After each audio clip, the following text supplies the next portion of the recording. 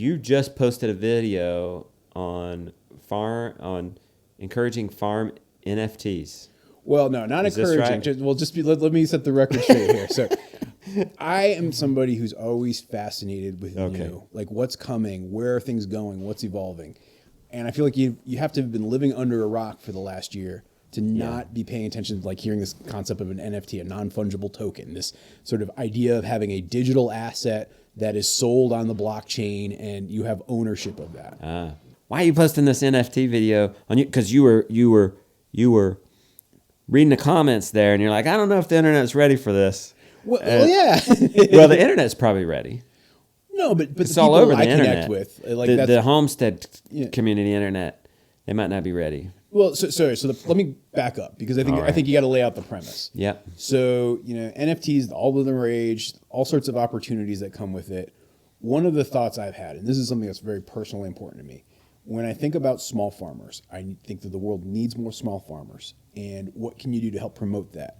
One of the biggest barriers for small farmers right now is access to capital. Like, where are you going to get the funds that you need to, start up? How are you going to kind of get the know-how? How are you going to have the ability to sustain a couple of years that may have some significant ups and downs?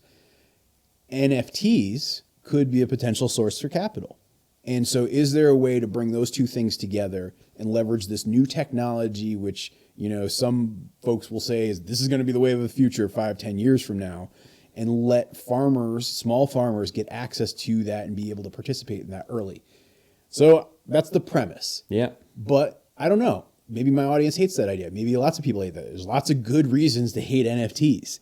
And so the way I see the world, I think it's really important to say, well, let me lay out the idea, get a reaction. Maybe I go that way. Maybe I throw it in the garbage. I think based on the messages I've been getting in the last hour and a half, I'm going to throw it in the garbage. Are you really? Oh, yeah. What does that mean, throw it in the garbage? You're actually going to pull it off the channel? No, I'm not going to pull it off the channel. You're just not going to talk about it again. I'll probably talk about it again, but I'm not going to release a collection.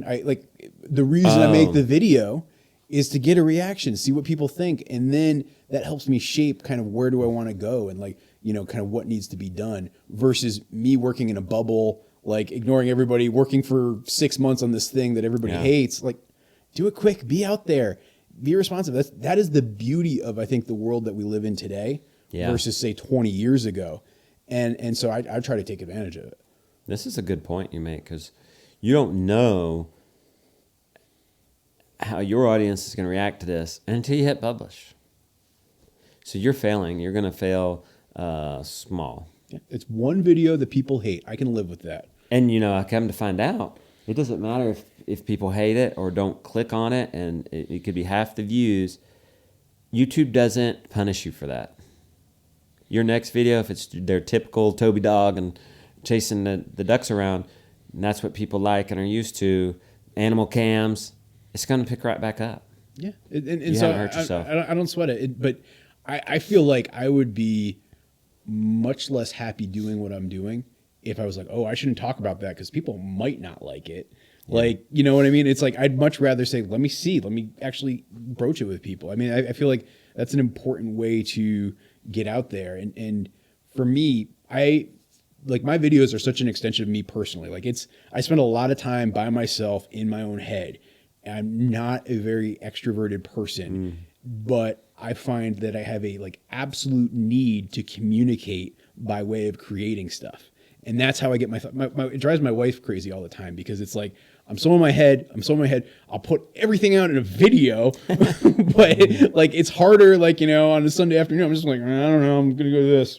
This thing's I'm just monosyllabic mumbling, just not very communicative. And because for me, the creation is where I am able to express myself. And that makes such a huge difference. I get it. Have you ever gotten in trouble with her because she found out your heart? From the video and not your mouth?